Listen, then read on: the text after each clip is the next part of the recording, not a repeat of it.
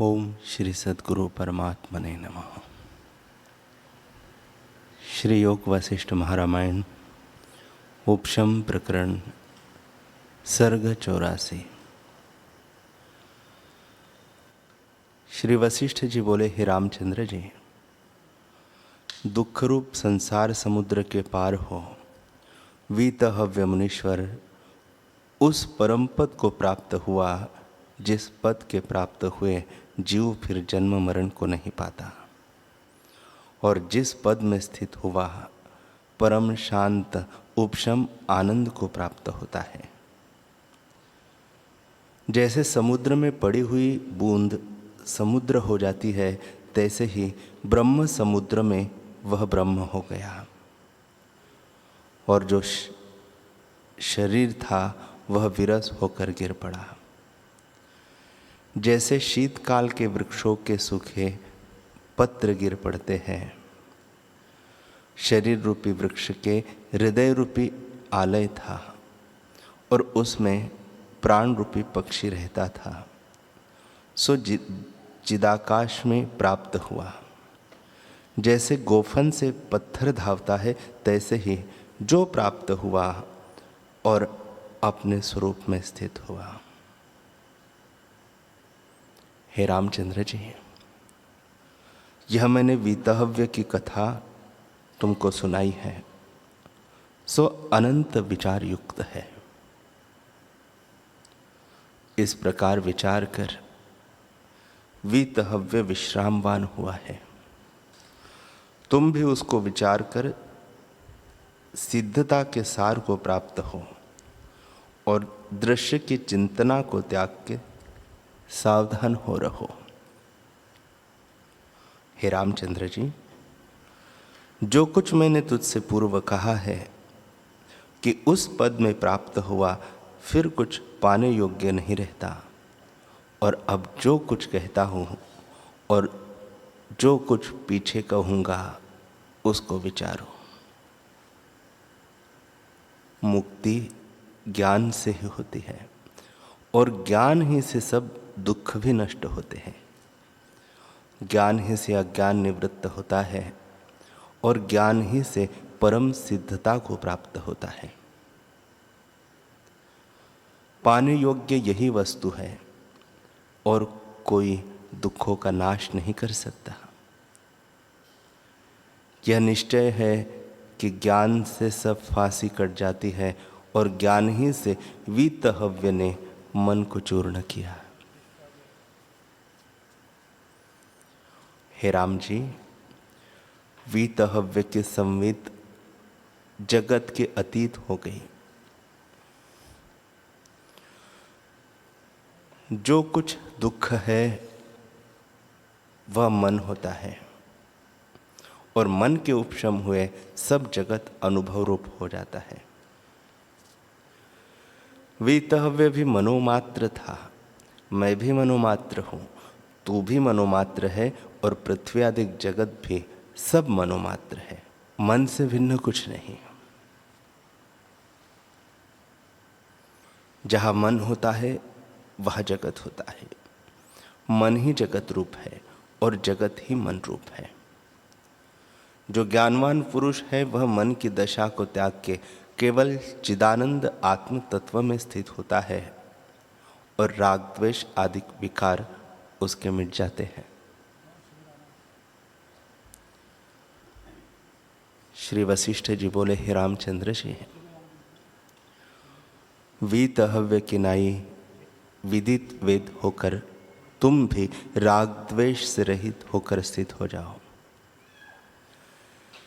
जैसे 30 सहस्त्र वर्ष वीतहव्य वीत शोक और जीवन मुक्त होकर विचरा है, तैसे ही तुम भी विचरो। और भी बोधवान राजा और मुनीश्वर हुए हैं, जैसे वे उस पद में प्राप्त हुए राज्य आदि व्यवहार में रहे हैं, तैसे ही तुम भी जीवन मुक्त होकर रहो। हे रामचंद्र जी, सुख दुख कर्म आत्मा को स्पर्श नहीं करते। आत्मा सर्वज्ञ है। तुम किस निमित्त शोक करते हो? बहुत विदित वेद पृथ्वी में विचरते हैं, परंतु शोक को कदाचित नहीं प्राप्त होते। जैसे तुम अब शोक नहीं करते हो। हे रामचंद्र जी, तुम अब स्वस्थ, उदार, क्षम और सर्वज्ञ हो। अब तुमको फिर जन्म न होगा। जीवन मुक्त पुरुष जो अपने स्वरूप में स्थित हुआ है, वह हर्ष शोक को प्राप्त नहीं होता। जैसे सिंह, वानर और शृणाल आदि के वश नहीं होता, तैसे ही जीवन मुक्त विकारों से रहित होता है। राम जी ने पूछा, हे भगवन, इस प्रसंग में मुझको कुछ संदेह है। उसको जैसे शरद काल में मेघ नष्ट हो जाता है, तैसे ही आप नाश करो। हे तत्ववेताओं में श्रेष्ठ, जीवन मुक्त के शरीर में शक्ति क्यों नहीं दृष्टि आती कि आकाश में उड़ता फिरे और सूक्ष्म रूप से और शरीर में प्रवेश कर जावे इत्यादि। श्री वशिष्ठ जी बोले, हे रामचंद्र जी, आकाश गमन आदि जो सिद्धि है, सो तप आदि कर्मों की शक्ति है। जो कुछ जगत विचित्र दिखाई देता है और फिर गुप्त हो जाना इत्यादि है, वे वस्तु, द्रव्य, क्रिया के स्वभाव है, आत्मज्ञान के नहीं।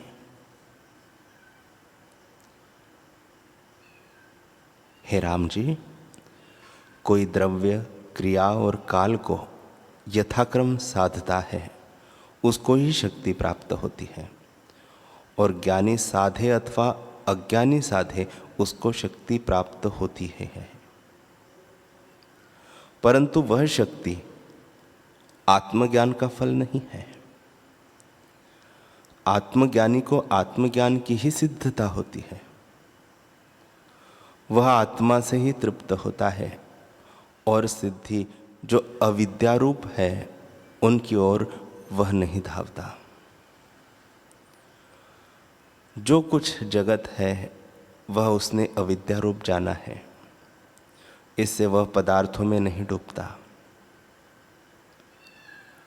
जो अज्ञानी है वह सिद्धता के निमित्त इन पदार्थों को साधता है, और जो ज्ञानवान है वह इन पदार्थों के वास्ते यत्न नहीं करता।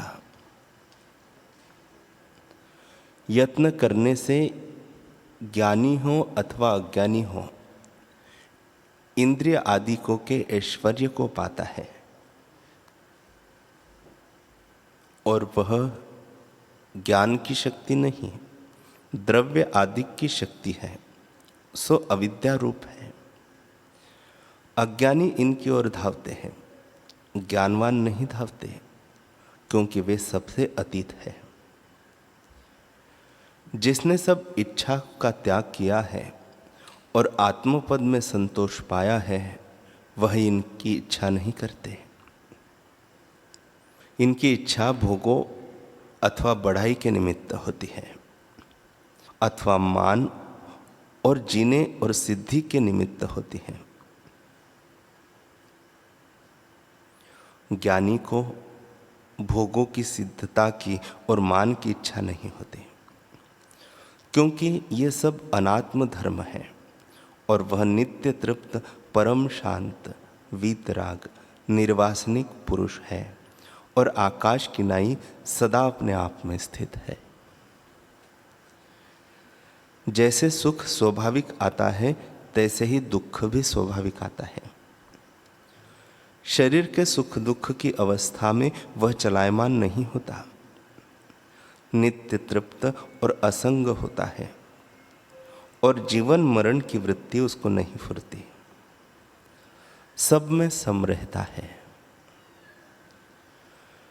जैसे समुद्र में नदियां प्रवेश करती है और समुद्र अपनी मर्यादा में स्थित रहता है, तैसे ही ज्ञानवान को क्षोभ नहीं प्राप्त होता।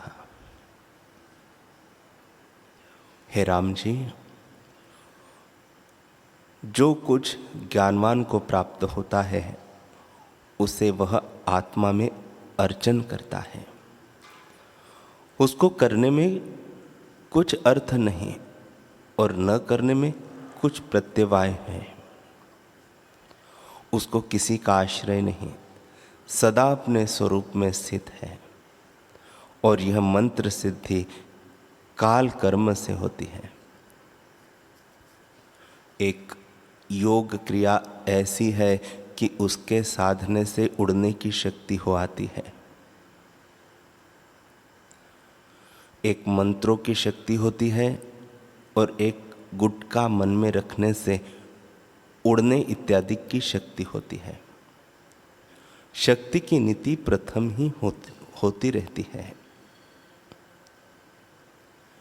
इससे अन्यथा नहीं होती। हे रामचंद्र जी, जैसी शक्ति जिस साधन से नियत हुई है उसको सदाशिव भी अन्यथा नहीं कर सकते, क्योंकि वह स्वाभाविक स्वतः सिद्ध है। जैसे चंद्रमा में शीतलता और अग्नि में उष्णता है इत्यादि आदि नीति है, उसको कोई दूर नहीं कर सकता।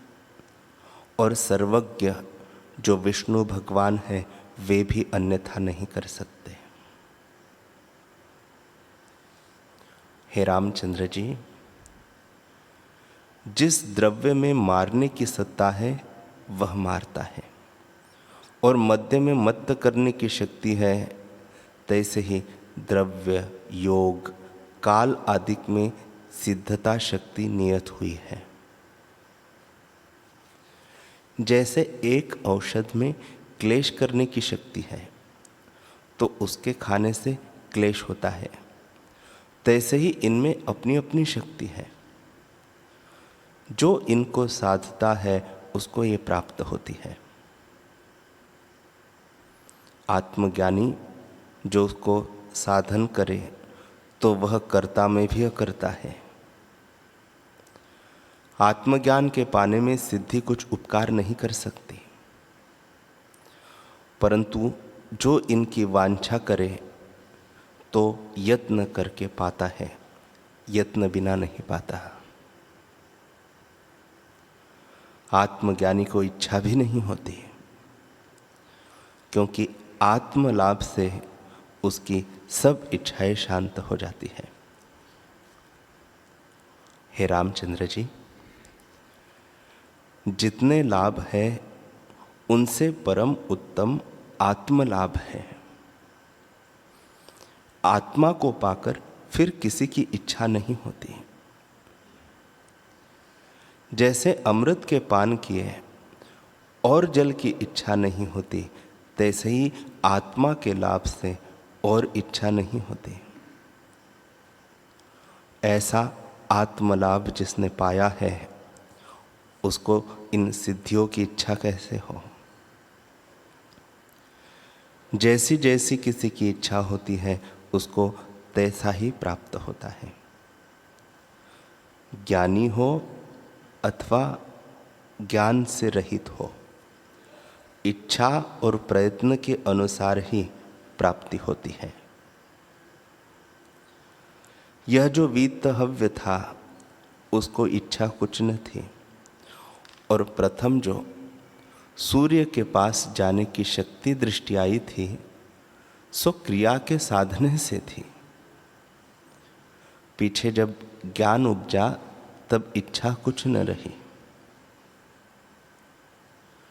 हे राम जी, जो कुछ किसी को फल प्राप्त होता है सो अपने प्रयत्न से प्राप्त होता है। जो ज्ञानवान है वह सदा तृप्त रहता है, उसको इष्ट अनिष्ट की इच्छा कुछ नहीं फुरती।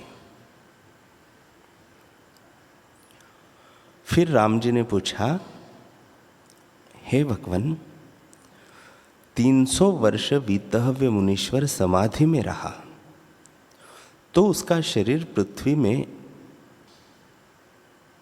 पृथ्वी क्यों न हो गया, और सिंह, भेड़िए, सियार आदि उसको क्यों न भोजन कर गए? पीछे विदेह मुक्त हुआ, प्रथम क्यों न हुआ? पृथ्वी में दबे हुए शरीर को निकालने के निमित्त बड़ा यत्न क्यों किया? इन संशयों को निवारण करो। श्री वशिष्ठ जी बोले, हे रामचंद्र जी, संवित वासना के साथ बंधी हुई सुख दुख को भोगती है और मलिन भाव से घिरी हुई है। जो वासना से रहित शुद्ध समता रूप है और जो सुख दुख के भोग से रहित है और किसी कारण छेदी नहीं जाती। हे राम जी, जिस जिस पदार्थ में चित्त लगता है वही वही पदार्थ स्वरूप में भासते हैं। यह पदार्थ की शक्ति है। जैसी पदार्थों में शक्ति होती है तैसे ही भासती है।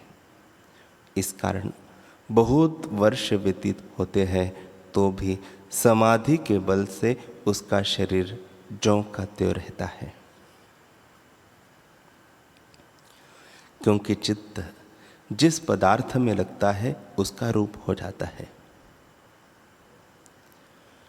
जैसे मित्र को मित्र भाव से देखता है तो स्वाभाविक ही प्रसन्नता हो आती है और शत्रु को देखकर चित्त में स्वाभाविक ही अप्रसन्नता फुराती है। मीठी वस्तु देखकर चित्त स्वाभाविक ही लोलुप हो जाता है और कटुक में विरसता को प्राप्त होता है। मार्ग चलने वाले का चित्त मार्ग के पर्वत और वृक्षों के राग से बंधनवान नहीं होता। चंद्रमा के निकट गए से शीतलता होती है और सूर्य के निकट उष्णता प्राप्त होती है। सो पदार्थों की शक्ति है। जिस पदार्थ के साथ वृत्ति का स्पर्श होता है उसका स्वाभाविक आरंभ सफल होता है। तैसे ही योगी जब देह और इंद्रियों की वासना और ममत्व भाव को त्याग करके समभाव में प्राप्त होता है तब उसको समभाव का अनुभव होता है, अर्थात सब में एक ही भासता है।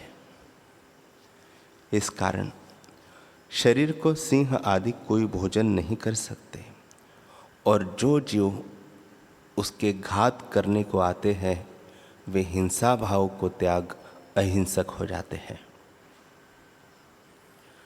वीतहव्य का शरीर जो छेद को न प्राप्त हुआ और न पृथ्वी में पृथ्वी हो गया, उसका यह कारण है कि सर्वत्र समता आकाश एक ही स्थित है और काष्ठ लोष्ट पत्थर ब्रह्मा आदि तृण पर्यंत सब में एक अनुस्यूत है। जहाँ पुर्यष्टका होती है वहाँ भासता है और जहाँ पुर्यष्टका नहीं होती वहाँ नहीं भासता। जैसे सूर्य का प्रतिबिंब सब ठोर में पूर्ण है, परंतु जहाँ स्वच्छ ठोर दर्पण जल आदि होते हैं वहाँ भासता है और जहाँ उज्ज्वल ठोर नहीं होता वहाँ प्रतिबिंब भी नहीं भासता। तैसे ही जहाँ पुर्यष्टका है वहाँ संवित भासती है, अन्यथा नहीं भासती। इस कारण वीतहव्य की संवित जो समभाव में स्थित है उसको किसी तत्व और जीव का क्षोभ नहीं होता। पंच तत्वों का क्षोभ तब होता है जब प्राण फूरते हैं और जब प्राण फूरने से रहित होते हैं तब तत्वों का क्षोभ नहीं होता। वीतहव्य की प्राणों के भीतर और बाहर की स्पंदन कला शांत हो गई थी और प्राण और चित्त कला दोनों फूरने से रहित थे, इससे उसका हृदय भी क्षोभित न हुआ। हे रामचंद्र जी, देह रूपी ग्रह में जब चित्त और वायु का स्पंद शांत हो जाता है तब शरीर नष्ट हो जाता है और सब सुमेरु किनाई स्थित हो जाता है। तब किसी की सामर्थ्यता नहीं होती कि इसको क्षोभ करे और नाश करे। योगीश्वर का चित्त और प्राण निस्पंद हो जाते हैं।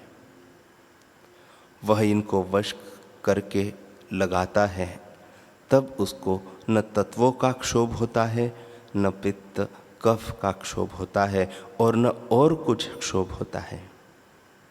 इस कारण योगी का शरीर सहस्त्र वर्ष पर्यंत भी ज्यों का त्यों रहता है, नष्ट नहीं होता।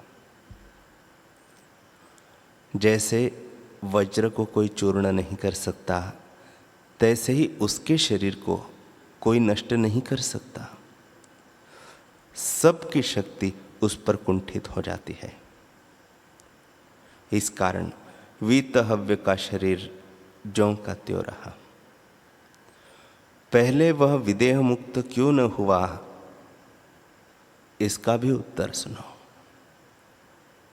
हे राम जी, जो तत्वज्ञ और विदित वीतराग महाबुद्धिमान हैं, जिनकी अभिमान रूपी गांठ टूट पड़ी है, वे पुरुष स्वतंत्र स्थित होते हैं।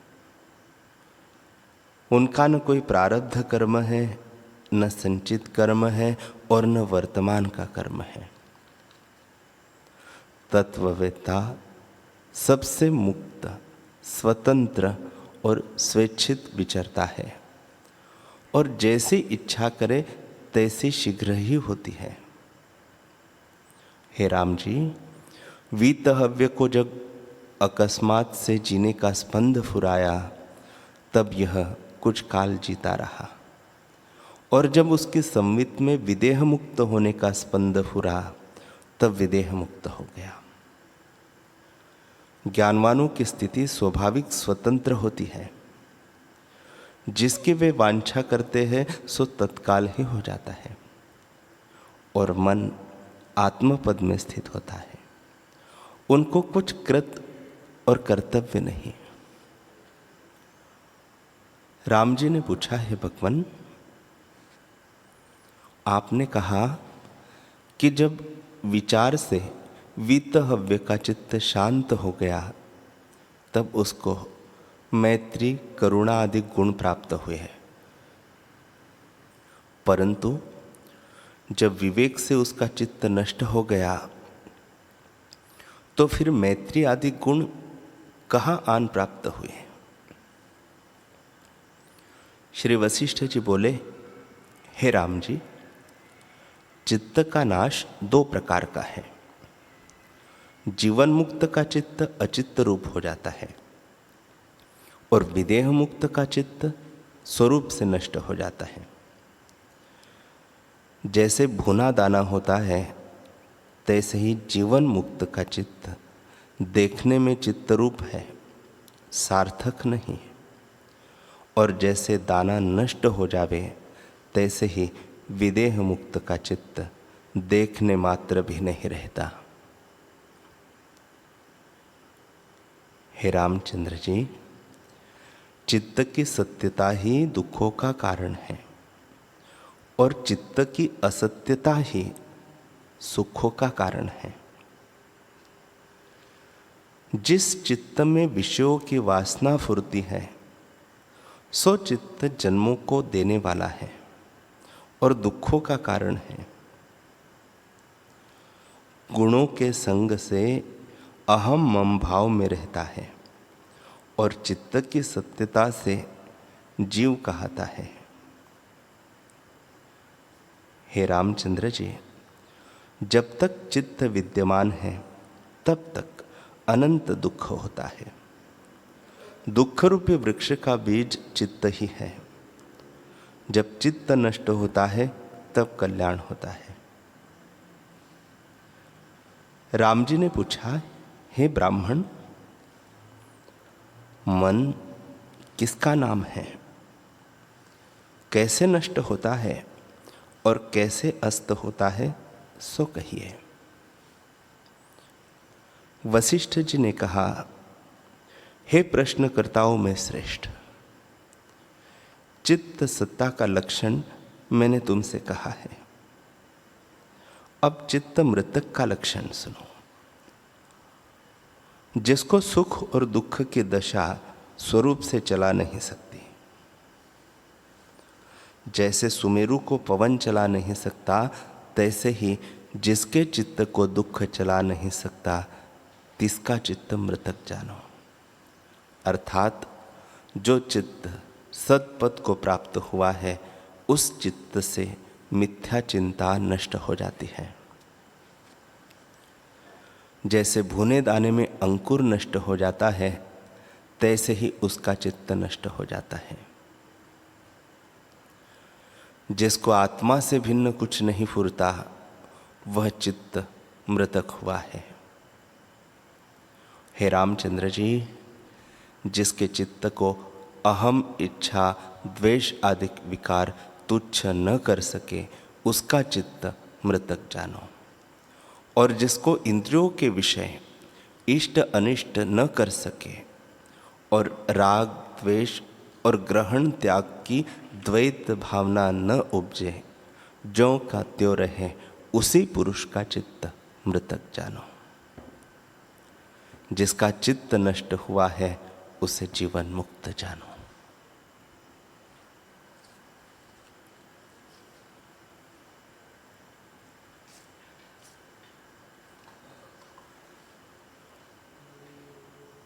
हरि ओम।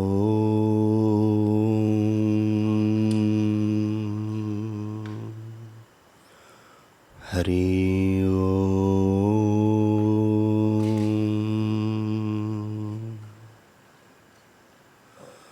ओम सहना भवतु सहनौ भुनक्तु सह वीर्यं करवावहै तेजस्विनावधीतमस्तु मा विद्विषावहै।